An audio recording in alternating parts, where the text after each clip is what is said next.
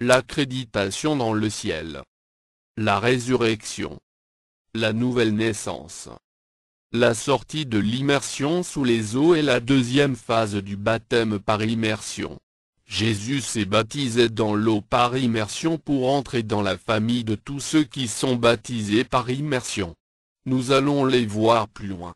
Le peuple d'Israël a passé sous les eaux du baptême sous Moïse.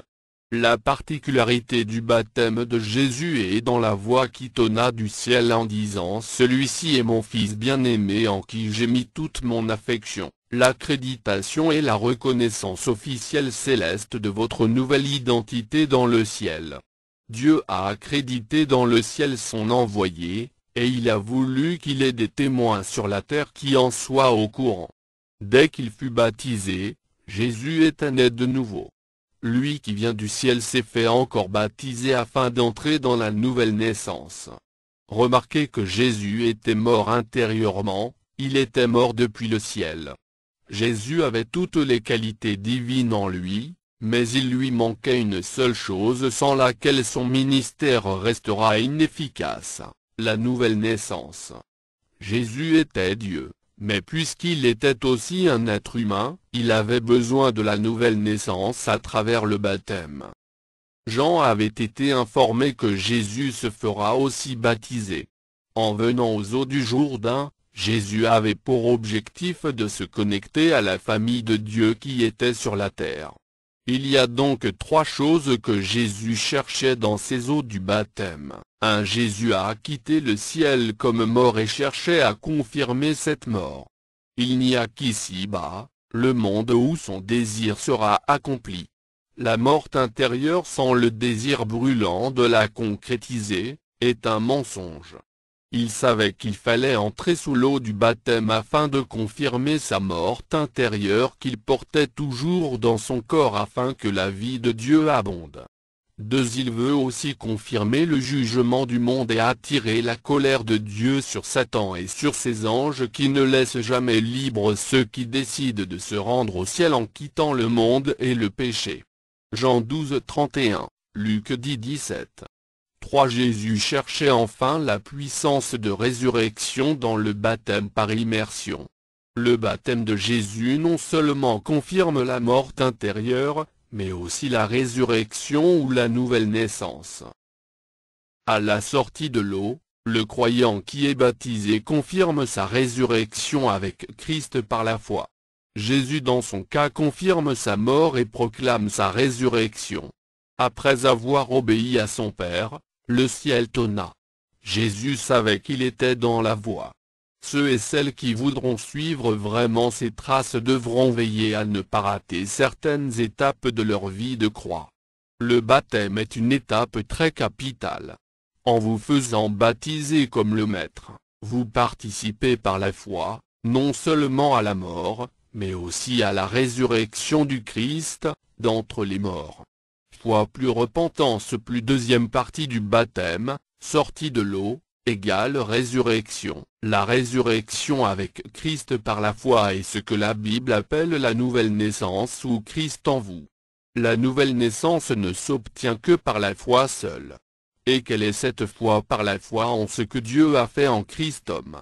Par cette foi vivante et active en ce que Christ a fait pour nous à travers sa mort et sa résurrection et moi-même mon baptême, je prends ma nouvelle naissance. Je crois que je suis né de nouveau. La preuve de sa résurrection est la voix de l'Esprit. La preuve de notre résurrection par la foi, est la résurrection du Christ. C'est par la foi que je prends ce que Christ a obtenu pour moi sur la croix.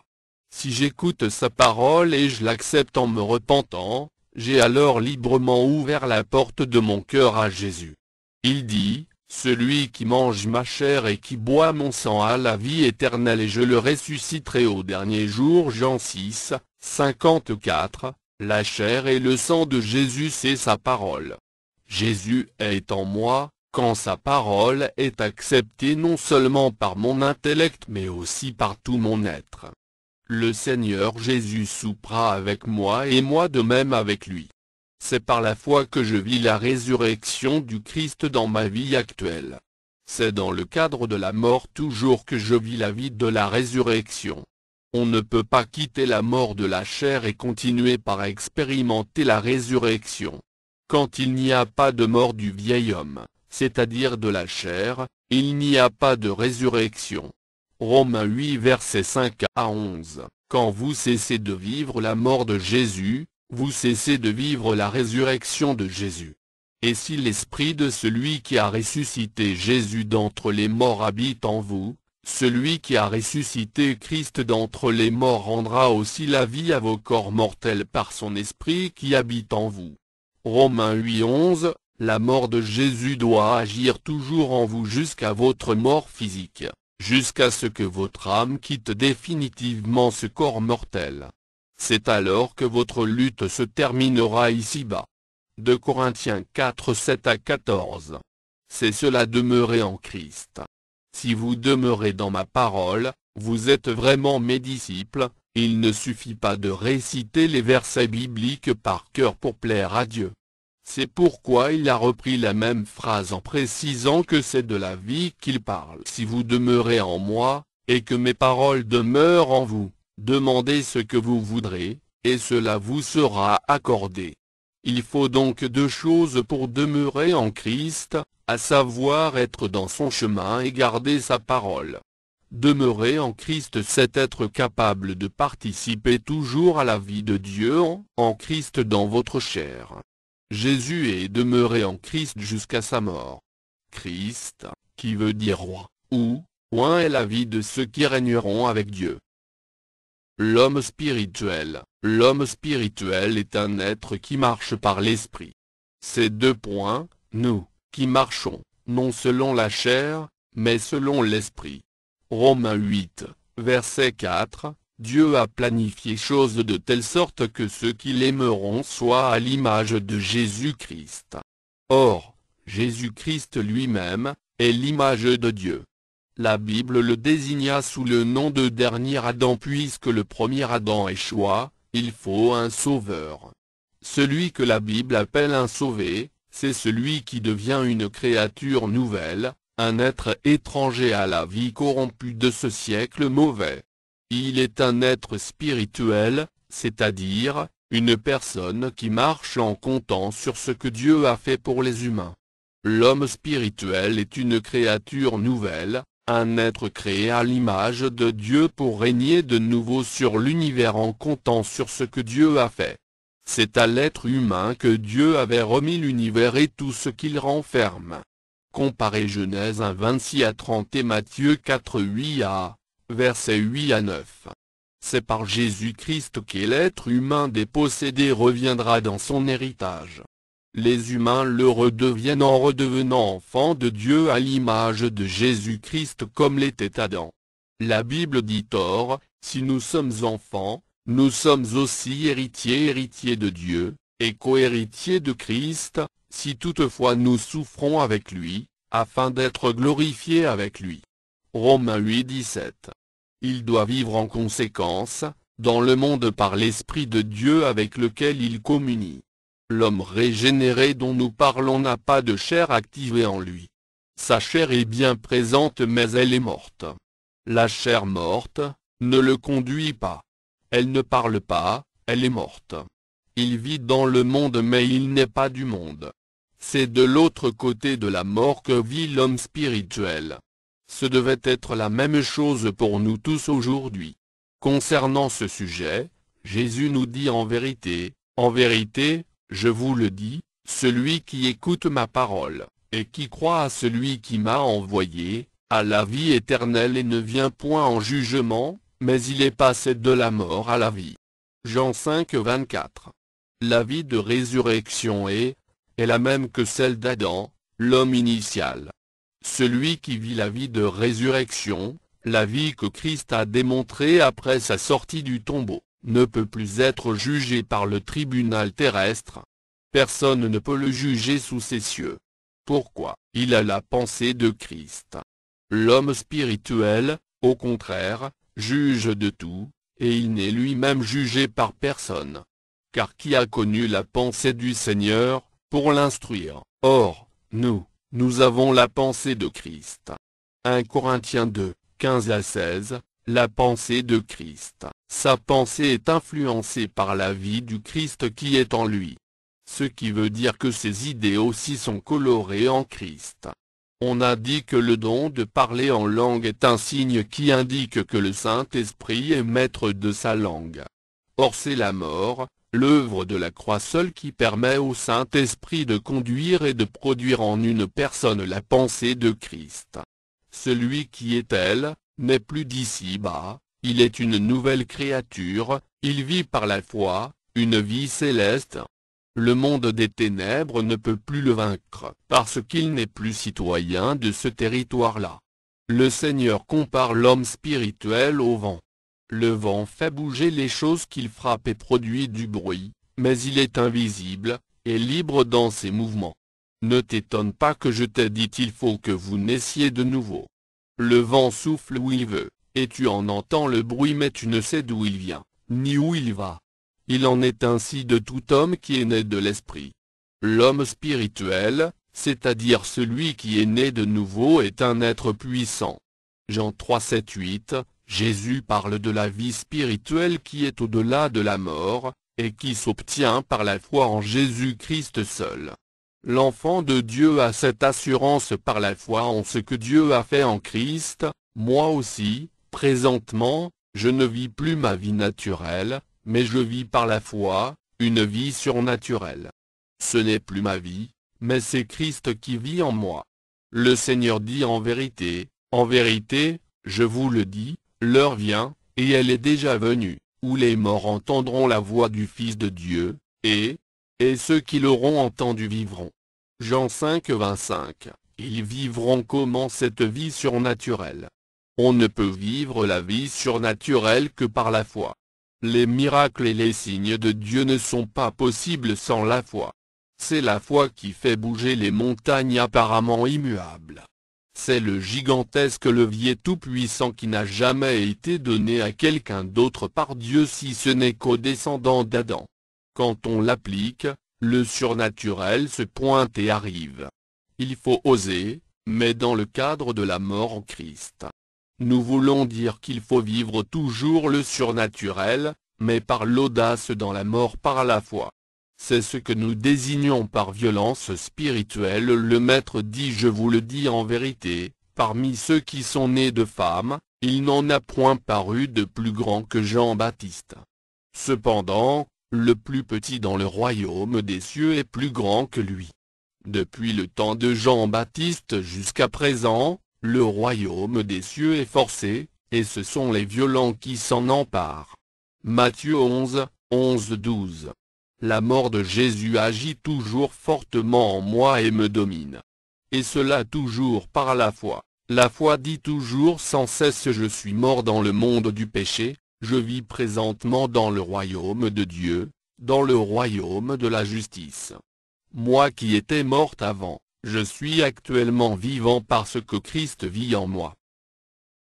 La preuve de l'accréditation dans le ciel, le désert. Celui qui est né de nouveau, est né de Dieu, on dit qu'il est accrédité au ciel. Comment savoir que je suis né de nouveau? Dès que le Seigneur fut baptisé dans l'eau, il entendit une voix qui lui parlait. Le Saint-Esprit l'envoya dans le désert avec une mission claire, aller dans le désert, pour être tenté par le diable. Pourquoi cette mission tout juste après la nouvelle naissance, quand on est bien né de Dieu, quand votre baptême a bel et bien réussi, le tentateur ne tardera pas de venir à la charge. Mais il faut bien comprendre les lois du royaume. Les épreuves de la vie et du ministère ne manqueront pas dans le royaume de Dieu. Le Saint-Esprit n'a qu'une seule mission à donner à tout chrétien né de nouveau, il s'agit du combat. La mission que Dieu vous donnera si vous êtes né de nouveau, ce n'est pas de devenir pasteur, docteur, missionnaire ou diacre, ou évangéliste. Celle que le vrai Saint-Esprit donne toujours, c'est de détruire le royaume des ténèbres dans sa propre vie. L'accréditation vient en même temps après la nouvelle naissance. C'est l'approbation du ciel. La voix du Seigneur reconnaît Jésus comme fils bien-aimé de Dieu. La Bible dit que Jésus, rempli du Saint-Esprit, revint du Jourdain, et il fut conduit par l'Esprit dans le désert. Il est né de nouveau. Jésus n'avait rien fait avant son accréditation. La raison est simple, avant cette accréditation tout ce qu'on fait n'est pas valable devant Dieu. Tout ministère qui commence avant l'accréditation appartient au diable. Plusieurs ministères appartiennent à cette catégorie, Matthieu 7, 21 à 27. Après cette accréditation depuis le ciel avec attention, Dieu considère la manière dans laquelle l'accrédité combat le diable. L'accrédité le prouve quand il rejette systématiquement le royaume de Satan. Quand cela se passe, Dieu gagne un frère ou une sœur en plus.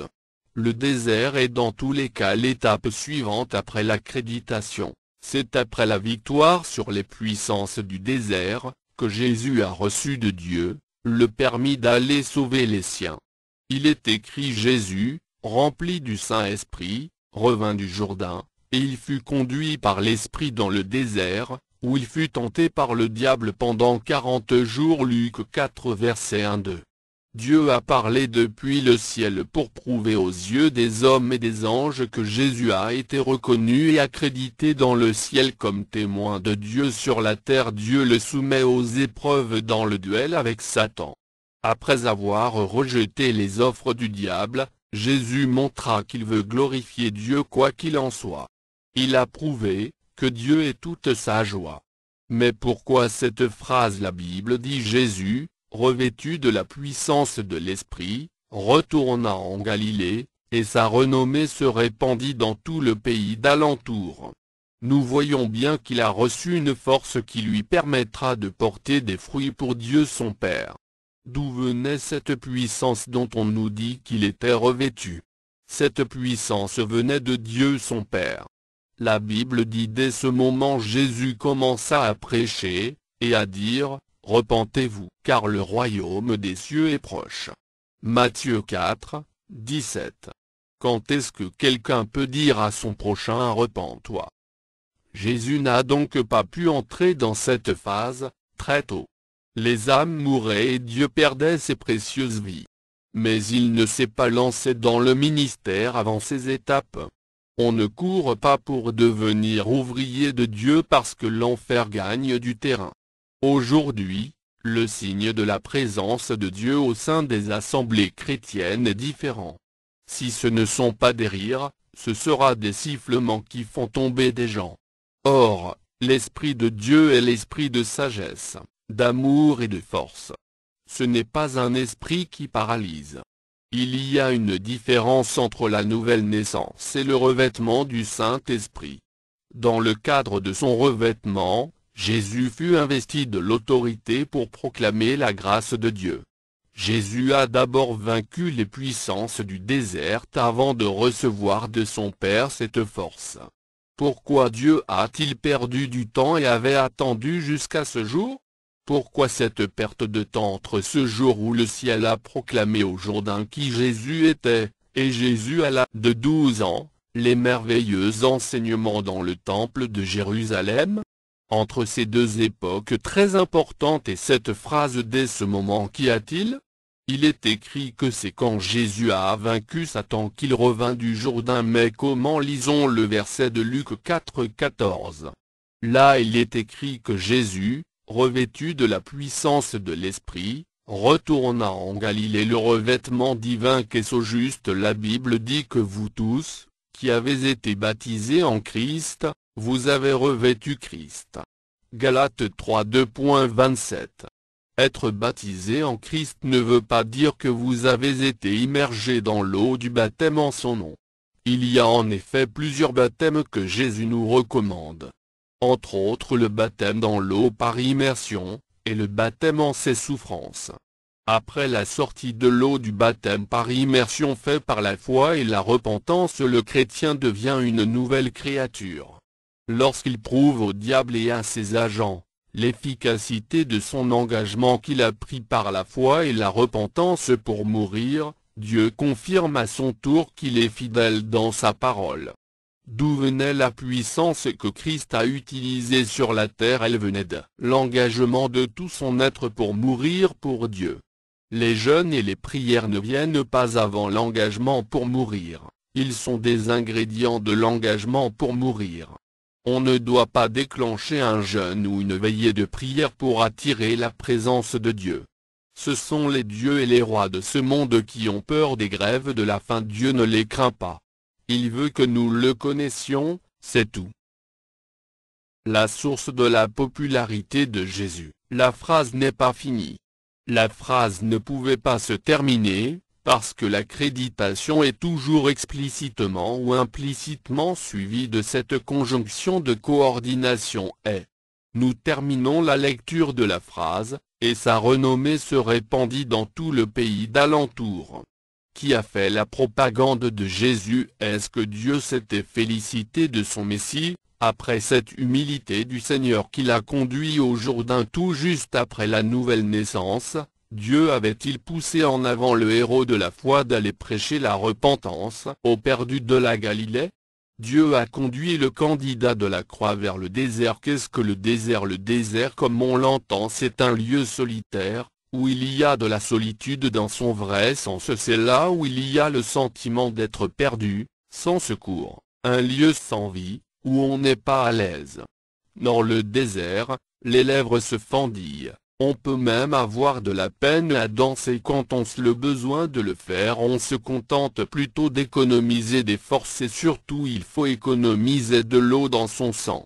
On ne doit pas manquer de ces deux choses dans le désert, l'eau et la nourriture. De même, lorsque tu traverses le désert de l'esprit, il peut t'arriver de ne plus arriver à rire comme avant, à parler comme avant, à prier comme avant, de ne plus arriver à chanter comme avant. Il faut demeurer mort dans le monde du diable. Il faut donner, avant de recevoir. Nous l'avons dit, c'est le moyen de faire dans le ciel. Le Père m'aime, parce que je donne ma vie, afin de la reprendre. Jean 10:17, est certainement le plus grand secret du mystère de la puissance qui réside dans la mort de Christ.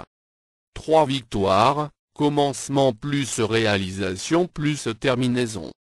Christ a donné sa vie pas seulement sur la croix physique, mais sur la croix spirituelle. Puisque Christ vit en toi, si tu traverses le désert, Dieu aussi le traverse bien avec toi. Écoute. Tes parents peuvent t'abandonner, ta femme ou ton mari peut te condamner, mais jamais Jésus ne le fera, il sera avec toi. Il ne faut pas le renier, et même quand tu le fais dans l'ignorance, Christ s'attachera toujours à ton âme pour la sauver. Alléluia. Dieu est fidèle. Dans le désert, Jésus a été victorieux. La victoire sur Satan, ce n'est pas quand on ne perd rien, ce n'est pas quand on n'a plus de problème. Mais la victoire de l'enfant de Dieu, c'est lorsqu'il n'y a pas eu de péché en vous, avant, durant, et après les tornades, c'est quand à la fin du combat avec Satan, le verdict de Dieu ne souligne rien de méfait en vous, ni en dire ni en acte ni en pensée. Après donc sa victoire du désert, Dieu lui ouvre la voie afin qu'il aille vers les perdus pour leur apporter le message du salut. Dieu envoie-t-il quelqu'un comme apôtre, comme évangéliste ou pasteur, ou même comme un diacre? Dans la vie de Jésus, le modèle de Dieu, c'est après qu'il a confirmé sa nouvelle naissance dans le désert face à plusieurs épreuves. C'est après les épreuves que Dieu le laissa aller en son nom. Comme sa marche fut remarquable dans toute l'histoire des hommes, ainsi seront celles de tous ceux qui sont nés de Dieu hier, aujourd'hui et demain. La nouvelle naissance n'est ni une utopie, ni une chose qui se cache dans le cœur, c'est une vie que l'on observe en celui qui la vit. Tous ceux qui veulent vivre et ne jamais voir la mort, doivent imiter Jésus. Jean 21:21 1 Corinthiens 11:1. Je ne souhaite pas que vous mijotez en vous, mais bien, Jésus était Dieu, c'est toute la raison. Jésus est la venue de Dieu en chair et en os, mais il est aussi comme nous, un être humain. La Bible est claire que Jésus fut félicité d'avoir obéi à Dieu, autrement dit il avait au moins 3 options en tant qu'être humain à 100% et en même temps Dieu lui-même à 100%. Voici les écueils. 1. Le serviteur de Dieu insoumis. Jésus pouvait ne pas du tout se soumettre à l'ordre établi mais arracher son ministère en escaladant les étapes. En ce qui concerne les escaladeurs des étapes de la nouvelle naissance, la Bible et l'Église en sont pleines. Jésus affirme que tous les prophètes que Dieu a envoyés sont tombés dans ce piège. Jean 10, 1-2. Que de saints ont fait pleurer Dieu en sautant sur les bénédictions du royaume. Combien d'appelés ont ravagé l'Église à cause de leur impatience dans le déroulement du processus de l'appel de Dieu les concernant. Au lieu de trouver la puissance de Dieu, certains hommes et certaines femmes de Dieu ont œuvré avec la puissance de Satan. L'Église d'aujourd'hui manque de discernement, sinon elle saurait que la puissance qui est en vogue actuellement dans les assemblées de tombeurs, et du diable, c'est l'esprit de séduction dont parle le Seigneur et ses saints apôtres. Daniel 9:27. Matthieu 24:15 de Thessaloniciens 2:7-12. Dieu ne reconnaîtra jamais ses ministres comme siens. 2. Jésus pouvait aussi obéir à moitié. Il aurait pu faire un mélange du plan de Dieu et de sa propre vision sur son appel. Quand on est frustré dans ce qu'on fait, quand on a des découragements souvent dans son travail, c'est qu'il y a une obéissance bigarrée. On sait que le Tout-Puissant nous appelle dans telle ou dans telle chose et on y est, mais on ne voit pas la puissance de Dieu dans cet appel, même quand on y est, ça ne marche pas.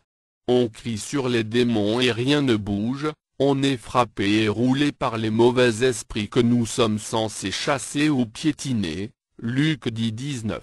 Avons-nous une obéissance de ce type? Jean 21:5-6. Souvenons-nous. Les visions humaines sont les plus grands obstacles à la volonté de Dieu. Le plus grand ennemi de Dieu dans votre vie, est votre propre vision. Lorsqu'une personne nourrit une vision charnelle et veille à sa réalisation à tout prix, il n'y a rien à faire pour sauver une telle personne, elle mourra dans ses péchés. Matthieu 13:15. 3. Obéir à Dieu à 100%. Dans ce cas on est appelé bien sûr, mais on demandera à Dieu: je suis certainement appelé par vous mon Seigneur, je sais qu'il y a assez de travail dans ton royaume, mais je ne suis pas le seul que tu appelles. Pour mon cas, que dois-je faire précisément? Si l'Église d'aujourd'hui pouvait retourner à la foi, l'évangélisation du monde s'achèverait dans une seule décennie. Si nous doutons de la source de la puissance du Christ, lisons donc bien le livre des Actes. Depuis sa naissance, Jésus avait fait des cache-cache devant la colère du diable à travers ses agents. Dieu l'a sauvé de leurs mains, l'envoyant en Égypte et consorts, mais quand Jésus était devenu mature, et a pris librement la décision de suivre Dieu et a haï le mal. Dès lors, au lieu de le cacher, Dieu l'a au contraire présenté au monde et au diable. Pourquoi? Parce que Jésus est entré dans l'œuvre de Dieu. Aujourd'hui, Dieu cache même les pasteurs. Ce sont les bébés spirituels, si bien qu'on est obligé de les cacher. Matthieu 17, 14-17. Dans leurs prières, plusieurs demandent à Dieu de tout faire pour les cacher. Jusqu'à quand Dieu va-t-il te cacher tout ce qui est bien né de Dieu, a pour boulot de détruire les œuvres du diable et d'établir le royaume de Dieu partout où il passe. Tout lieu où foulera la plante des pieds d'un enfant de Dieu est conquis par la justice de Dieu. Vous devez enfin déclencher la guerre au diable un de ces 4 matins, sinon vous êtes toujours à lui. Dans le cas de Jésus, lorsque la guerre devait commencer, Dieu ne peut plus cacher son héros. Dieu l'envoie vers les nations. Matthieu 4:17. Quand est-ce que Dieu poussera quelqu'un vers les âmes perdues? Dans quelle mesure Dieu confirmera la parole et les actes de son envoyé par des signes et des prodiges, n'est-ce pas après l'expérimentation de la mort de Jésus? Il n'y a pas sur la terre une plus grande victoire sur les forces des ténèbres à part la victoire de Jésus-Christ et de sa descendance sur la mort. L'islam et les autres sectes ne combattent rien d'autre que la mort, l'ensevelissement et la résurrection de Jésus-Christ. Ceci est le signe pour identifier l'Antéchrist. Si donc une communauté chrétienne ne prend pas au sérieux l'œuvre du Christ, mais s'attache aux rudiments de ce monde, cette communauté est-elle encore au Seigneur, peut-elle entrer dans l'héritage des saints?